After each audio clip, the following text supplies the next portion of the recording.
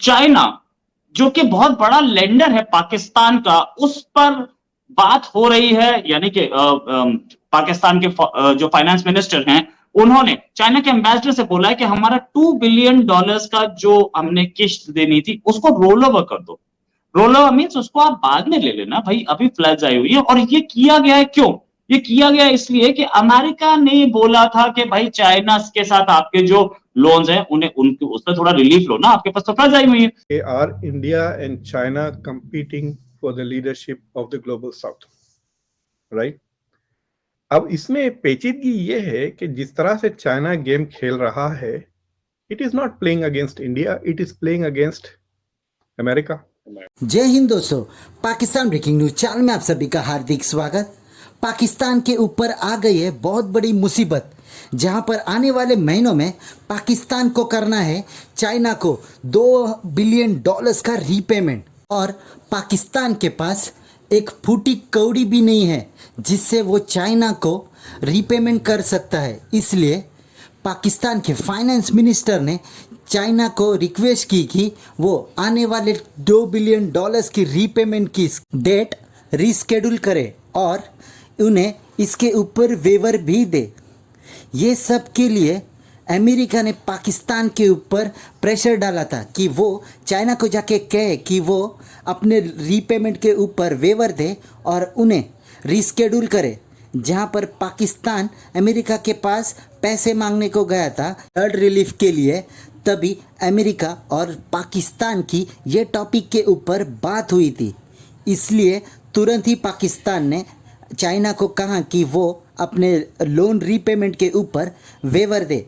तो अब चाइना पाकिस्तान की रिक्वेस्ट एक्सेप्ट करता है या रिजेक्ट करता है, ये तो आने वाला कल ही बताएगा, क्योंकि चाइना ने अपने लोन्स के ऊपर किसको भी वेवर नहीं दिया हो, बल्कि वो श्रीलंका हो या पाकिस्तान हो या कोई और देश हो। तो क्या चाइना पाकिस्तान के ऊपर दया कर कर उन्हें इस बार के रीपेमेंट के ऊपर वेवर देगा? ऐसे ही वीडियो को अंतिम तक देखते रहिए, लाइक कीजिए, शेयर कीजिए और सब्सक्राइब कीजिए हमारे चैनल को और बेल आइकन दबाना बिल्कुल भी ना भूले। और आपकी जो भी राय हो उसे कमेंट बॉक्स में जरूर दे। धन्यवाद। सेक्रेटरी ब्लिंकन है, उन्होंने कहा था जब बिलावल भुट्टो से उनकी मुलाकात हुई थी कि आप ऐसा करें कि चाइना से कहें कि आपके जो कर्जे वर्जे हैं वो माफ करें ना, उनसे कहें कि वो रिलीफ दें कर्जों में। अब देखें, असल में तो होना ये चाहिए था कि चाइना उसी वक्त कोई स्टेप लेता, यानी ठीक है ना, लेकिन उसने माइंड किया इस बात को, क्योंकि सेक्रेटरी ब्लिंकन ने उसमें ना सिर्फ ये बात की थी बल्कि ये भी कही थी कि पाकिस्तान और इंडिया के ताल्लुकात बेहतर करें आप, यानी पाकिस्तान जो है वो भारत से अपने ताल्लुकात बेहतर बनाए, उन्होंने ये भी कहा था। तो चाइना ने इसके ऊपर ये कहा कि ये पाकिस्तान और चाइना के बीच की बात है, ये तो हमारे आपसी ताल्लुकात है, तो आप अमेरिका इसमें क्यों बोल रहे हैं? लेकिन अब अमेरिका ने ये बात खुद कही थी या उसको ये बात डिस्कस हुई होगी, हो सकता है पहले मीटिंग्स में या इस तरीके से। और जब पाकिस्तान क्योंकि ये कह रहा है दुनिया को, यूनाइटेड नेशंस को और अमेरिका को भी कि भाई जो सैलाब की सिचुएशन है तो हमारे कर्जे वर्जे जो है उसमें हमें रिलीफ दिया जाए, तो हो सकता है पहले चाइना अमेरिका ने कहा कि आप कहें ना, चाइना से भी कहें ना। तो उन्होंने कहा कि हम कहते हैं, जरा देखते हैं। तो बहरहाल ये तो अलग बात कि उन्होंने खुद से कही या ये डिस्कशन पहले हो चुकी थी, लेकिन अमेरिका की तरफ से ये सवाल उठाया गया था। उस वक्त चाइना की तरफ से कोई जवाब नहीं आया। तो फिर अब ये जो पाकिस्तान ने सवाल उठाया है तो उसको इसलिए ये कहना पड़ा है कि भाई आपसे कहलवाया तो था या कहा तो था, तो आपने कोई जवाब ही नहीं दिया, तो अब हम फिर खुद कहेंगे, यानी ये कि मुंह खराब करके खुद ही कह रहे हैं लेकिन कहना पड़ा है। तो इसमें आप एक और बात भी याद रखें कि जो इस वक्त इसहाक डार वापस आए ना, तो उनके बारे में बात कही जाती है कि वो बड़े मतलब एक्सपर्ट हैं इन चीजों के। तो मेरा ख्याल है कि ये उनकी स्ट्रेटेजी है, क्योंकि जो मिफ्ता इस्माइल है थे इससे पहले, उन्होंने बड़े मतलब कहा तो यही चाहता है ना इस वक्त कि डिफॉल्ट से जो बचाया है, तो जिस वक्त वो थे उसी वक्त वो सारी सब कुछ उन्होंने किया। लेकिन इसहाक डार के बारे में ये बात कही जाती है कि वो बहुत से ऐसे काम के जो नहीं हो रहे होते वो भी करवा लेते हैं। तो मेरा ख्याल है कि हुकूमत की मौजूदा स्ट्रेटेजी यही है कि अब ऐसा किया जाए कि चाइना पे ये दबाव डाला जाए, ये जोर डाला जाए कि भाई ये करें हमारे लिए। तो मेरा ख्याल है कि चाइना को करना पड़ेगा, लेकिन ये अभी आने वाले दिन बताएंगे कि चाइना की तरफ से क्या जवाब आता है। नहीं, चाइना की तरफ से जवाब कोई भी आए, लेकिन एक चीज मैं बोलना चाहूंगा कि पाकिस्तान को चाइना की जरूरत कहां थी? पैसे के लिए, दैट्स इट, डॉलर्स के लिए। उससे ऊपर कोई जरूरत मुझे नहीं दिखी। आर्म्स के लिए कह सकते हो आप, अगर आप बोलना चाहें तो आर्म्स देने के लिए अमेरिका के आर्म्स हैं ही पाकिस्तान के पास, और उसको जहां पैसा देगा वो आर्म्स मिल सकते हैं, रशिया भी दे सकता है, लेकिन प्राइमरीली पैसे के लिए। चाइना को पाकिस्तान की जरूरत कहां है, वो पैसे से कहीं ऊपर है। एक ऐसा रूट बन रहा था जो रूट उसको स्ट्रेट्स ऑफ मलाक्का से अगर तेल निकलता है, वो वो अगर ब्लॉक किया इंडिया ने, अमेरिका ने, सबने मिलके, तो तेल खत्म हो सकता है या तेल की कमी पड़ सकती है in the event of a war. और वो एक नया ऑल्टरनेटिव रूट उसने ढूंढा था ग्वादर से बाय लैंड चाइना, वो चाइना के लिए ज्यादा जरूरी है। तो इस समय पाकिस्तान को नाराज करना चाइना के लिए मुश्किल भी है, लेकिन इतने बड़े कर्जे के साथ एक इंटरनेशनल कंपल्शन भी है। तो क्या आपको लगता है कि चाइना पाकिस्तान के लिए इतना करना चाहेगा?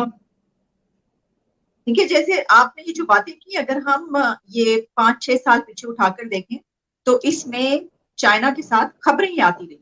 चाइना ने इसको डिनाई किया अभी कुछ दिन पहले, लेकिन खबरें यही करती रही कि जो ताल्लुकात हैं वो इतने बेहतर इस वक्त नहीं है। सी पैक के हवाले से भी खबरें यही आती रही।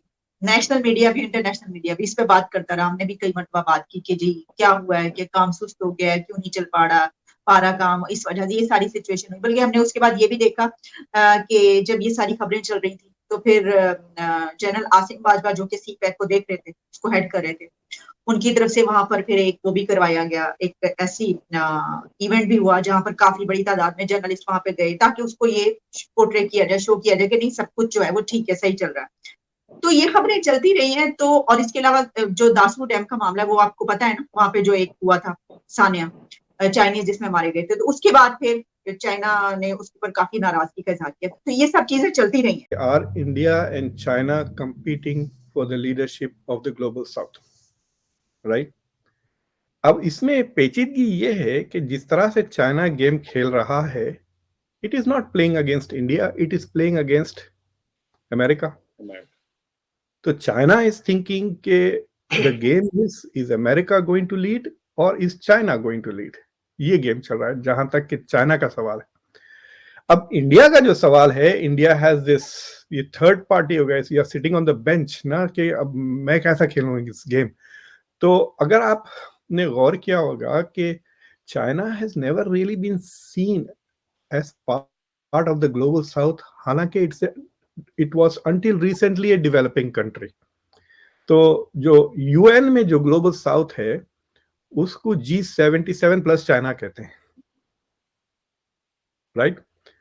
तो G77 प्लस चाइना क्यों कहते हैं? क्योंकि चाइना की ये जो आइडेंटिटी है अभी it's in a flux, it is not fully part of the first world and it is not fully part of the developing world.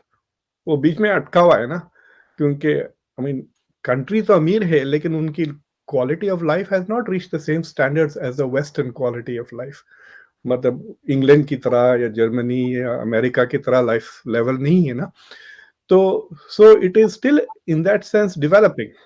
अब खुद इंडिया 2047 का जो एजेंडा जो सेट किया है इंडिया के प्राइम मिनिस्टर ने, सेइंग कि इंडिया खुद अपने आप को डेवलप्ड स्टैंडर्ड से 25 साल दूर देखता है, राइट? तो आई हैव अ फीलिंग कि India wants the support of the developing world without becoming part of the, समझ रहे हैं ना आप? India doesn't want to be put, वो डब्बे में ना डालें, कह रहे वो कह रहे हैं हम फर्स्ट क्लास में ट्रैवल करेंगे लेकिन सेकंड और थर्ड क्लास के सारे लोग हमको सपोर्ट करें। That is I think what India has. लेकिन वो मैं कह रहा हूं, बट इंडिया के कोई ऑफिशियल तो नहीं कहेंगे ना ये बट मुझे लगता है कि यही चाह रहे हैं कि भाई आप हमारे साथ हो जाएं, आप हमको सपोर्ट करें, फिर हम यूएन में जाएंगे, जब हमारे पर वोट आएगा तो आप जरूर हमको वोट करें ताकि we get the permanent seat and we get the veto capacity security council में, वहां पे टेस्ट हो जाएगी ना।